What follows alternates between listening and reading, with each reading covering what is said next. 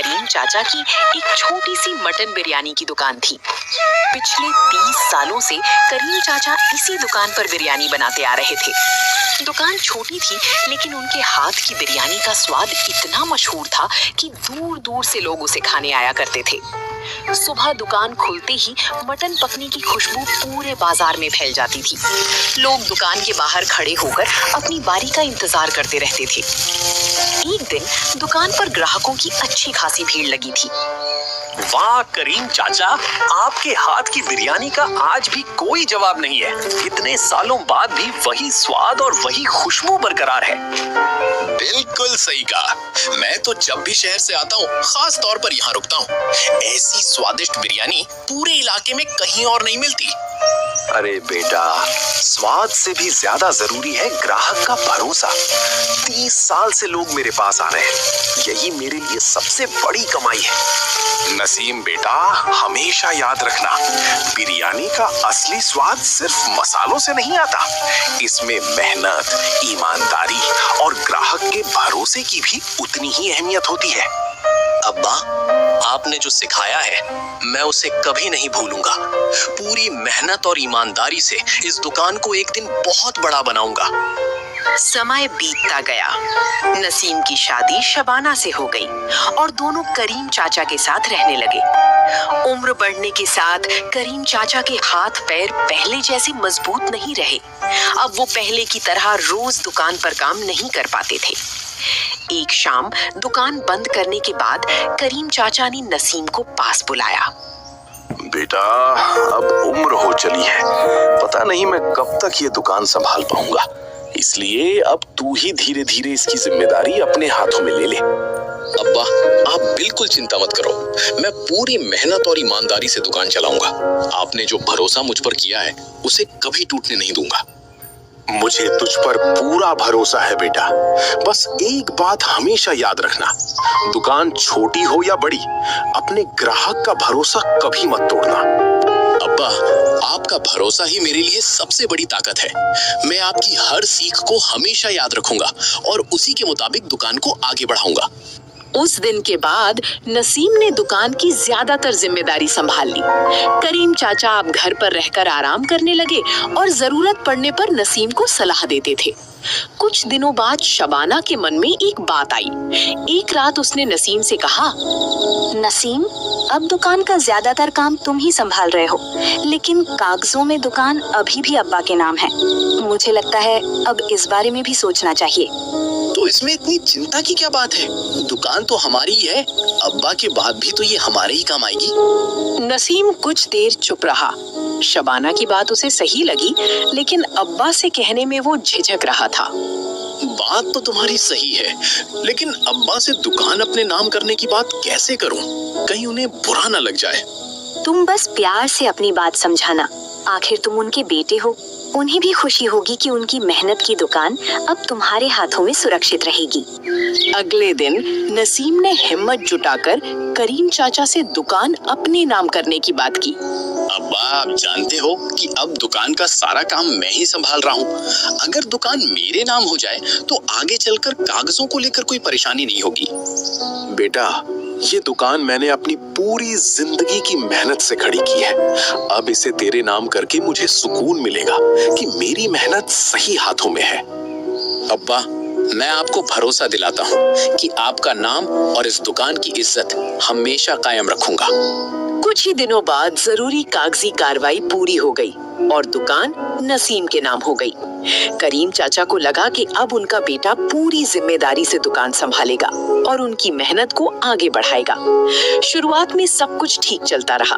नसीम सुबह दुकान खोलता, बिरयानी बनाता और ग्राहकों को खिलाता। दुकान की कमाई भी अच्छी होने लगी, लेकिन धीरे धीरे शबाना को करीम चाचा का घर पर रहना खटकने लगा। एक रात शबाना ने नसीम से कहा, जब दुकान तुम्हारे नाम हो ही गई है तो अब्बा को दुकान पर बैठने की भी क्या जरूरत है? घर का खर्च भी तो बढ़ता जा रहा है। लेकिन शबाना, अब्बा ने पूरी जिंदगी इसी दुकान में मेहनत की है। उन्हें अचानक दुकान से दूर करना मुझे ठीक नहीं लगता। मैं उन्हें दूर करने की बात नहीं कर रही नसीम, बस इतना कह रही हूँ कि अब दुकान की जिम्मेदारी तुम्हारे ऊपर है, तो अब्बा को आराम करने दो। आखिर उम्र भी तो हो गई है। नसीम कुछ नहीं बोला। शबाना की बातें धीरे धीरे उसके मन में घर करने लगी। अगले दिन करीम चाचा रोज की तरह दुकान पर आए। बेटा, आज दुकान कैसी चल रही है? ग्राहक ठीक ठाक आ रहे हैं ना? बिरयानी का स्वाद भी पहले जैसा बना हुआ है ना? हाँ बात दुकान अच्छी चल रही है, लेकिन आप अब रोज यहाँ बैठने मत आया करो, घर पर आराम किया करो। दुकान की जिम्मेदारी अब मैं संभाल लूंगा। करीम चाचा बेटे का चेहरा देखते रहे, फिर चुपचाप वहाँ से चले गए। उन्हें क्या पता था कि दुकान अपने नाम होने के साथ ही नसीम के मन में लालच भी जगह बनाने लगा था। एक दिन नसीम दुकान बंद करके घर लौटा तो शबाना पहले से ही नाराज बैठी थी। आज फिर अब्बा ने दवाई के पैसे मांगे। नसीम, तुम दिन रात दुकान पर मेहनत करते हो और कमाई का एक हिस्सा हर महीने उनकी दवाइयों में चला जाता है। शबाना, वो मेरे अब्बा हैं, उनकी तबीयत ठीक नहीं रहती तो उनकी दवाइयों का खर्च उठाना हमारी जिम्मेदारी है।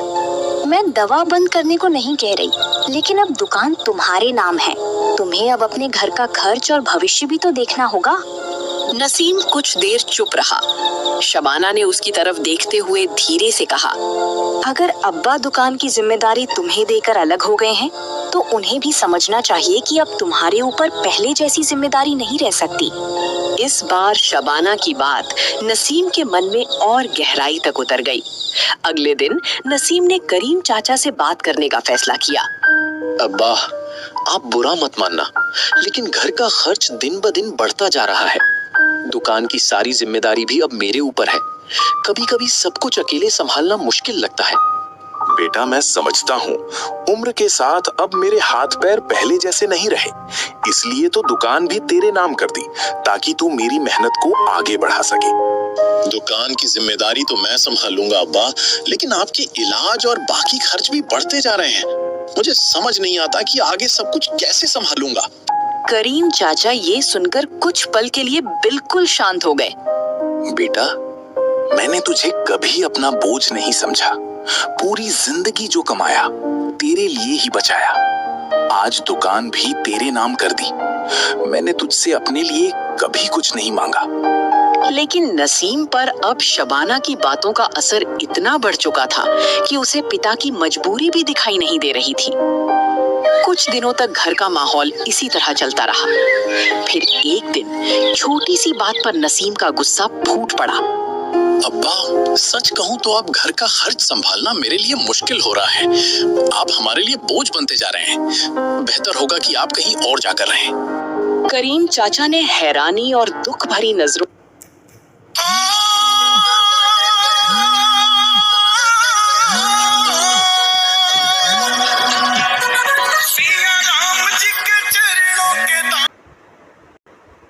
से अपने बेटे की तरफ देखा।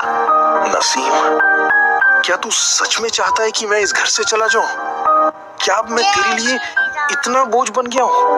अब्बा, बात ऐसी नहीं है, लेकिन हालात मेरे लिए बहुत मुश्किल हो गए हैं, इसलिए बेहतर होगा कि आप अब कहीं और रह लें। शायद यही हम दोनों के लिए ठीक रहेगा। करीम चाचा कुछ देर तक बेटे को देखते रहे। उनकी आंखों में दर्द था, लेकिन उन्होंने कोई बहस नहीं की। उन्होंने अपनी पुरानी पोटली उठाई, उसमें कुछ कपड़े रखे और चुपचाप घर से बाहर निकल गए। दिन भर करीम चाचा आंखों में आंसू लिए इधर उधर भटकते रहे। शाम तक वे कस्बे से दूर एक सुनसान जगह पर जाकर बैठ गए। अब उनके पास न दुकान थी न घर। सबसे बड़ा दुख था कि जिस बेटे के लिए उन्होंने पूरी जिंदगी मेहनत की, उसी ने आज उन्हें घर से जाने पर मजबूर कर दिया था। जिस बेटे के लिए पूरी जिंदगी मेहनत की, आज उसी के घर में मेरे लिए जगह नहीं बची। शायद मेरी ही किस्मत में ऐसा दिन लिखा था। उसी रास्ते से एक बड़ी कार गुजरी। उसमें करीम चाचा का बचपन का पुराना दोस्त रईस बैठा था, जो अब शहर का एक बड़ा कारोबारी बन चुका था। अचानक उसकी नजर सड़क किनारे बैठे एक बूढ़े आदमी पर पड़ी। ध्यान से देखा तो वो करीम चाचा थे। रईस ने तुरंत अपनी कार रुकवा दी। अरे करीम, तू यहाँ अकेला क्यों बैठा है? सब ठीक तो है ना? तुझे देखकर लग रहा है जैसे कोई बड़ी परेशानी है। कुछ नहीं रईस, बस जिंदगी ने ऐसा मोड़ दिखा दिया जिसकी मैंने कभी कल्पना भी नहीं की थी। उम्र के इस पड़ाव पर सोचा था कि अपने घर में सुकून से रहूंगा, लेकिन सब कुछ उल्टा हो गया। करीम, हम बचपन से एक दूसरे को जानते हैं। तेरी हालत देखकर साफ समझ आ रहा है कि बात बहुत बड़ी है। तू मुझसे कुछ मत छिपा, जो हुआ है मुझे पूरी बात बता। करीम चाचा ने नसीम की सारी बात रईस को बता दी। कैसे उन्होंने पूरी जिंदगी मेहनत करके दुकान खड़ी की, भरोसा करके दुकान बेटे के नाम कर दी और आखिर में उसी बेटे ने उन्हें घर से निकाल दिया। करीम, तूने अपने बेटे के लिए पूरी जिंदगी मेहनत की और आज उसी के कारण तुझे यहाँ अकेले बैठना पड़ रहा है। ये सुनकर मुझे बहुत दुख हुआ, लेकिन अब तू यहाँ अकेला नहीं बैठेगा, मेरे साथ चल। रईस, मैं तेरे ऊपर बोझ नहीं बनना चाहता। तूने अपनी जिंदगी बड़ी मेहनत से बनाई है। मैं नहीं चाहता कि मेरी वजह से तुझे किसी तरह की परेशानी हो। अरे पागल, दोस्ती में हिसाब किताब नहीं होता। तूने मेरे साथ बचपन से सुख दुख बांटे हैं। आज अगर मैं तुझे इस हालत में अकेला छोड़ दूं, तो मेरी सारी दौलत किस काम की? चल मेरे साथ घर चल। रईस करीम चाचा को अपनी कार में बैठाकर अपने घर ले गया। वहां उसने उनके रहने का पूरा इंतजाम कर दिया। कई दिनों बाद करीम चाचा को महसूस हुआ कि उनका अपना बेटा भले ही उन्हें छोड़ चुका था, लेकिन उनका पुराना दोस्त आज भी उनके साथ खड़ा था। अगली सुबह करीम चाचा रईस के घर बैठे थे। रात भर सोचने के बाद उन्होंने मन में एक फैसला कर लिया था। रईस, अब मैं ज्यादा दिन तक तेरे ऊपर बोझ बनकर नहीं रह सकता। उम्र जरूर हो गई है और शरीर पहले जैसा साथ नहीं देता, लेकिन मेरे हाथों का हुनर अभी बाकी है। जितना कर सकता हूँ उतना करके अपने पैरों पर खड़ा होना चाहता हूँ। मैंने भी यही सोचा था करीम। तेरी मटन बिरयानी का स्वाद आज भी मेरे जहन में बसा हुआ है। अगर तू फिर से वही बिरयानी बनाएगा तो लोग उसे जरूर पसंद करेंगे। हुनर तो है रईस, लेकिन नई दुकान शुरू करने के लिए पैसे चाहिए। मेरे पास तो अब इतना भी नहीं बचा कि दुकान और सामान का इंतजाम कर सकूं। रईस कुछ देर चुपचाप सोचता रहा। फिर उसके चेहरे पर हल्की सी मुस्कान आई और वो बोला, पैसों की चिंता मत कर। शहर के बाजार में मेरी एक छोटी सी दुकान खाली पड़ी है। कई महीनों से उसका कोई इस्तेमाल नहीं हुआ। तू वहीं बैठकर अपनी बिरयानी बेचना शुरू कर दे।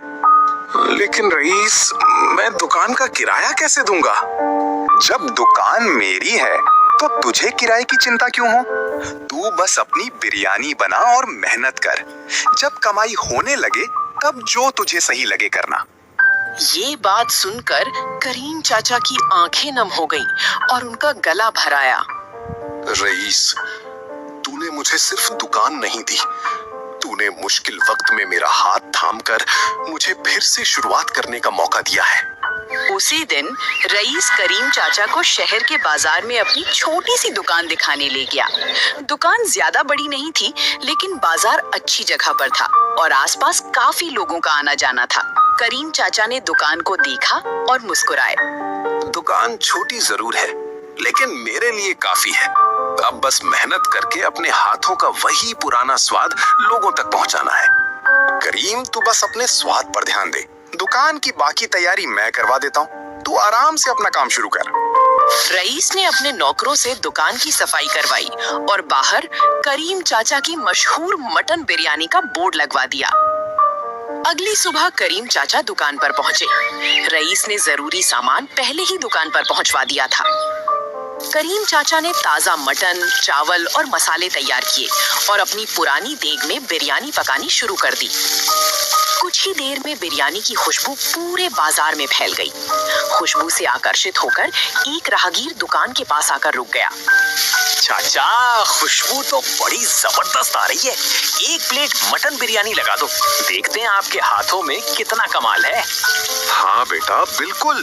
बैठो, अभी तुम्हें गर्मा गर्म बिरयानी परोसता हूँ। उम्मीद है मेरे हाथों का स्वाद तुम्हें जरूर पसंद आएगा। करीम चाचा ने गर्मा गर्म बिरयानी ग्राहक के सामने रख दी।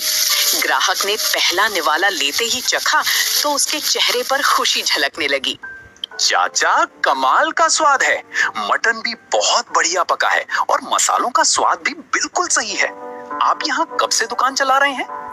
बेटा, आज ही दुकान शुरू की है। सोचा अपने पुराने हुनर को एक बार फिर आजमाऊं और लोगों को अपने हाथ की बिरयानी का स्वाद चखाऊं। तो चाचा, आपका ये स्वाद ज्यादा दिन तक इस दुकान तक सीमित नहीं रहेगा। मैं भी अपने दोस्तों को लेकर आऊंगा, सबको आपकी बिरयानी जरूर खिलाऊंगा। पहले दिन ग्राहक कम आए, लेकिन जो भी आया करीम चाचा की बिरयानी की तारीफ करके ही गया। चाचा, सच बताऊं तो मैं यहाँ बस खुशबू की वजह से रुक गया था, लेकिन बिरयानी खाने के बाद लगता है कि अगली बार अकेला नहीं आऊंगा, अपने दोस्तों को भी साथ लेकर आऊंगा। बेटा, मेरे लिए इससे बड़ी खुशी क्या होगी कि तुम्हें खाना पसंद आया। तुम लोग बस आते रहना, मैं हर बार कोशिश करूंगा कि स्वाद में कोई कमी ना रहे। चाचा, दुकान तो नहीं है, लेकिन बिरयानी का स्वाद ऐसा है जैसे आप बरसों से इसी जगह पर लोगों को खिला रहे हो। लगता है आपकी दुकान जल्दी ही सबकी पसंद बन जाएगी। समय बीतता गया। करीम चाचा की नई दुकान अच्छी चलने लगी। अब उनकी मदद के लिए एक नौकर भी था जो दुकान के काम में उनका हाथ बटाता था। उधर धीरे धीरे पूरे कस्बे में ये बात फैल गई कि नसीम ने अपने बूढ़े पिता को घर से निकाल दिया था। लोगों को ये बात बिल्कुल पसंद नहीं आई और नसीम की दुकान पर ग्राहकों की संख्या भी कम होती चली गई। कुछ ही समय में नसीम को काफी नुकसान होने लगा और उस पर कर्ज भी बढ़ गया। एक दिन उसे पता चला कि उसके अब्बा शहर में मटन बिरयानी की छोटी सी दुकान चला रहे हैं और दुकान बहुत अच्छी चल रही है। नसीम ने घर आकर शबाना से कहा, शबाना, अब्बा की दुकान तो खूब चल रही है। अगर हम अपनी गलती मानकर उनके पास वापस जाएं, तो शायद वो हमें माफ कर दें और हमें फिर से अपने साथ रख लें। हमें उनसे माफी मांगने में कोई नुकसान नहीं है। अगर उनका काम इतना अच्छा चल रहा है तो हम भी उनके साथ मिलकर इसे बड़ा कर सकते हैं। ठीक है, कल ही अब्बा के पास चलते हैं। शायद वो हमें माफ कर दें और फिर से अपने साथ रख लें। अगले दिन नसीम और शबाना करीम चाचा की दुकान पर पहुंचे। उस समय करीम चाचा ग्राहकों को बिरयानी परोस रहे थे। दोनों को देखते ही करीम चाचा का हाथ कुछ पल के लिए रुक गया। अब्बा, हमसे बहुत बड़ी गलती हो गई। उस वक्त हम आपको समझ नहीं पाए। हमें माफ कर दीजिए और हमारे साथ घर वापस चलिए। हमें अपनी गलती का एहसास हो गया है। तुम दोनों यहाँ इतने दिनों बाद अचानक मेरे पास कैसे आना हुआ? जिस दिन मुझे तुम्हारी सबसे ज्यादा जरूरत थी, उस दिन तुम मेरे साथ नहीं थे। आज अचानक तुम्हें मेरी याद कैसे आ गई? पिताजी, अब आपकी उम्र भी हो गई है। आप अकेले इतनी मेहनत क्यों करते हैं? हमारे साथ चलिए, हम मिलकर आपका काम संभालेंगे और इसे और बड़ा भी कर सकते हैं। करीम चाचा कुछ पल दोनों को देखते रहे। उनकी बातों का मतलब समझकर शांत स्वर में बोले, जब मेरे पास कुछ नहीं था, तब तुम दोनों ने मुझे घर से निकाल दिया था। आज जब मेरी दुकान चल पड़ी है, तो अचानक तुम्हें मेरी चिंता होने लगी। नसीम कुछ नहीं बोला। करीम चाचा ने उसकी तरफ देखा और आगे कहा, सच सच बताओ बेटा, आज तुम्हें मेरी चिंता है या फिर इस दुकान की बढ़ती कमाई और उसके पीछे छिपे अपने फायदे की? नसीम और शबाना के पास कोई जवाब नहीं था। करीम चाचा समझ चुके थे कि उनके आने की वजह प्यार नहीं बल्कि लालच था। नसीम कुछ देर चुप रहा, फिर उसने शर्मिंदा होने का दिखावा करते हुए कहा, अब्बा, मुझे अपनी गलती का एहसास है। मैंने उस वक्त बहुत गलत किया था। अगर हो सके तो मुझे एक मौका और दे दीजिए। नसीम, मैंने तुम्हें माफ कर दिया है। तुम मेरे बेटे हो, इसलिए तुमसे नफरत नहीं कर सकता। लेकिन जिस भरोसे को तुमने तोड़ा है, उसे दोबारा बनाना आसान नहीं है। नसीम की नजरें झुक गईं। करीम चाचा की बात सुनकर उसके पास कहने के लिए कोई जवाब नहीं था। अब तुम दोनों घर जाओ। मैं अपनी जिंदगी फिर से शुरू कर चुका हूँ और अब इसे अपने तरीके से जीना चाहता हूँ। मेरे इस फैसले का सम्मान करना। नसीम और शबाना चुपचाप वहां से चले गए। करीम चाचा कुछ देर उन्हें जाते हुए देखते रहे। तभी उनका नौकर पास आया। चाचा, खाना तैयार है, ग्राहक इंतजार कर रहे हैं, आप चलिए, उन्हें बिरयानी परोसनी है। करीम चाचा मुस्कुराकर बोले, चल बेटा, काम पर लगते हैं। जो बीत गया उसे पीछे छोड़ देते हैं। जिंदगी रुकने के लिए नहीं, आगे बढ़ने के लिए होती है। कुछ दूर खड़ा रईस ये सब देखकर मुस्कुरा रहा था। उसने करीम चाचा को सिर्फ सहारा दिया था, बाकी अपनी जिंदगी उन्होंने अपनी मेहनत और हुनर से दोबारा खड़ी की थी। समय के साथ करीम चाचा की मटन बिरयानी पूरे शहर और आसपास के इलाकों में मशहूर हो गई। उनकी दुकान पर रोज ग्राहकों की भीड़ लगने लगी। वहीं नसीम को भी अपनी गलती का एहसास हो गया। उसने अपने पिता की कद्र तब नहीं की जब उनके पास कुछ नहीं था। करीम चाचा ने अपनी मेहनत से सिर्फ एक नई दुकान नहीं बनाई, बल्कि अपना सम्मान और आत्मविश्वास भी वापस पाया। सीख: माता पिता को कभी बोझ मत समझिए। पैसा और दुकान दोबारा कमाई जा सकती है, लेकिन माता पिता का टूटा हुआ भरोसा वापस पाना बहुत मुश्किल होता है। तो दोस्तों, अगर आपको करीम चाचा की ये कहानी पसंद आई हो तो वीडियो को लाइक करें, चैनल को सब्सक्राइब करें और ऐसी ही मजेदार कहानियों के लिए हमारे साथ जुड़े रहें।